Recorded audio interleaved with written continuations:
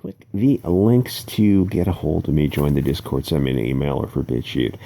Literary diversity is weakness. You used to have education mean something. It meant familiarity with Shakespeare, the Bible. There was a set of books that people were familiar with to be considered educated. If you wanted to teach kids to read and you only had access to a few books, you had the New and Old Testament and the works of Shakespeare. Shared cultural identity. Those books have stood the test of time, and Greek and Norse mythology and various English writers, later American authors.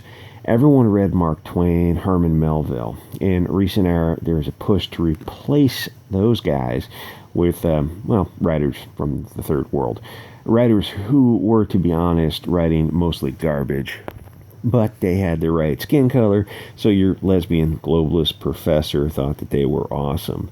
England and the Greeks have a history of great literature. The third world doesn't. Maybe in 1,000 years, some third world stories will have stood the test of time, but it is way too early to tell. SJWs don't want to wait 1,000 years. They want to swap out European literature right now. So instead of everyone being on the same page with the 100 great works of English literature, the populace is reading stuff from all over the third world. Garbage that has not been around 200 years. Everyone is on a different page. There's no shared culture, no shared identity. That is exactly what the globalists want. Their goal is division, not unity. A divided people don't notice the creeping degeneracy. The globalists want us fighting each other so that we don't notice the puppet masters pulling the strings. If we stopped fighting and focused on them, we'd have a lot fewer problems after the public hangings. The way to prevent unions from forming is to have a diverse workforce. Different groups don't trust each other. We're being manipulated by Hollywood, the media, and these NGOs. Americans don't control America. The media does. So who controls the media? Who controls academia? Why is it so left-wing? If you study literature now, your Marxist professors will have you reading classic African lesbian literature, but the author is still alive. That's not what classic means. Let them die. Let a few hundred years go by so their work can stand the test of time. Emily Dickinson will probably be read in the future. Maya Angelou probably won't be. Colleges are passing up the gold of history and focusing on pyrite. The lack of shared culture is the real issue. Language has words that refer to concepts. Cultural Marxists want to destroy or deconstruct language in the vein of 1984 and Fahrenheit 451. Remember when firemen used to put out fires? America has words that refer to different concepts for different people. For most people, the word racist means the belief in superiority based on immutable characteristics. But the Marxists have pushed to change the meaning of the word, which is sort of moot because it means that they have acknowledged that anyone may arbitrarily change that word back or any word to mean anything. They've opened the door and validated that line of reasoning. So we've got multiple definitions of a word that is spelled and pronounced the same way. A modern Tower of Babel. This cultural Marxism is coming from the schools and being accepted by the media and social media. They've even created a new term for Orwell's wrongthink. They call it hate speech, except that they decide what is or isn't. Coincidentally, anything that is anti-globalism or names them is hate speech. Serendipitous, I guess. If you disagree with their words and concepts, you'll be kicked off social media. The judgment will be hate speech. This isn't as harmless as it sounds. Say you're a kid who gets kicked off social media for hate speech, but your employer needs you to have Facebook. When you tell him that you're banned, he's just going to hire somebody else. When you're kicked off social media, it's a lifetime ban. Now it's not such a big deal. You just buy a burner phone and learn not to express your opinion. Of course, this has a chilling effect on free expression, which is the goal, and your employer may wonder why your social media history is so short. Now, they ban phone numbers, emails, and IPs. What if in the future Twitter requires a photo ID, no more anonymous accounts? That'd be the end of free speech. You'd only get the party line, which is from the Marxists, because they control the media. So people will get the impression that the country is much further left than it actually is, which is the goal.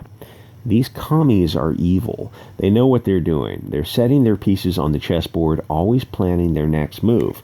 They invent words, but not others, because they're going to do horrible things, then raise those words as shields against your rebuttal. Christians are the most persecuted people on earth. But you're not familiar with the term Christophobia. But the common lexicon includes Islamophobia, anti-Semitism. Why? They're not oppressed. Christians are. But Christians don't control the media, academia, or social media. That is the incredible power of controlling the narrative, which is why free speech terrifies them. Just go make your own platform. But when we do, the globalists shut down PayPal, Patreon, the credit card payment processors. They'll even have your bank cancel your account. We live in an increasingly cashless society. They can use the banks and credit card companies to stop you from buying food. These non-government organizations are the real shadow government. These bankers are the puppet masters. If the choice is feeding your family or calling them out, most people will feed their families. They know that. They won the war without a shot being fired.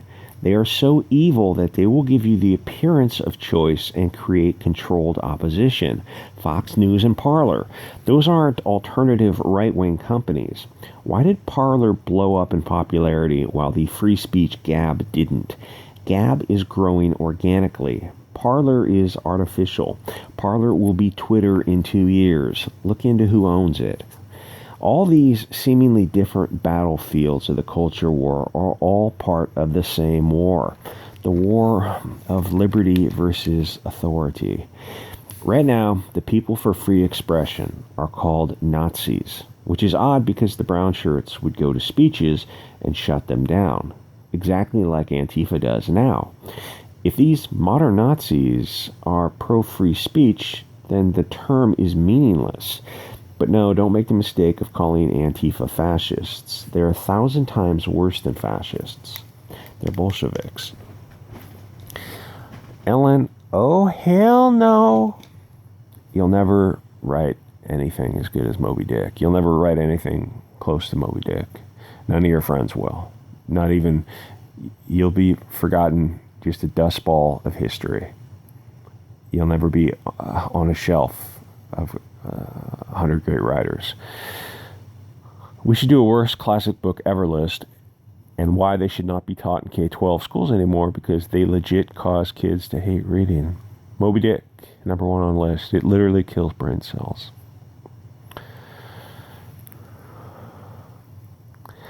Okay, I got distracted by all of you tweeting me these awful classic books I'd blocked, but my number 3 is The Adventures of Huckleberry Finn.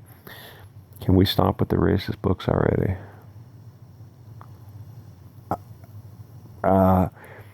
We are creating different subsections of society.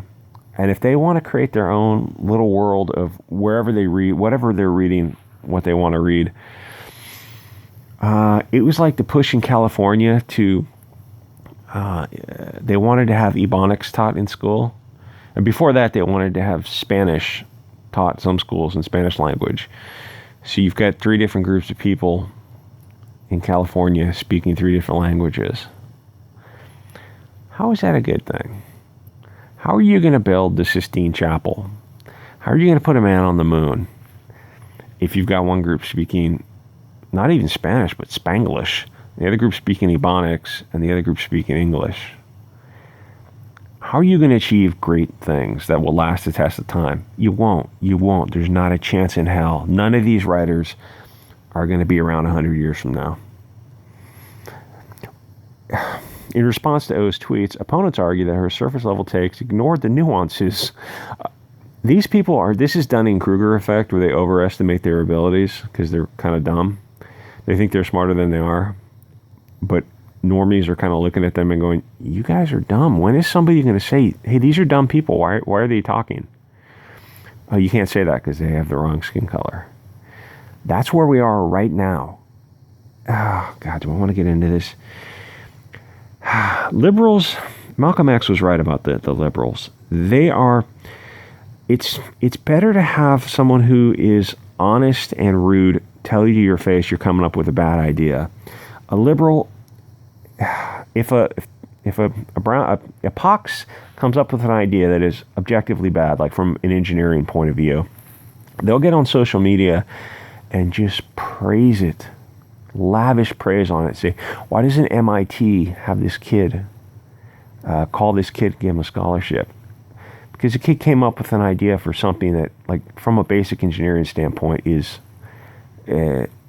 just a basic error that a child would make.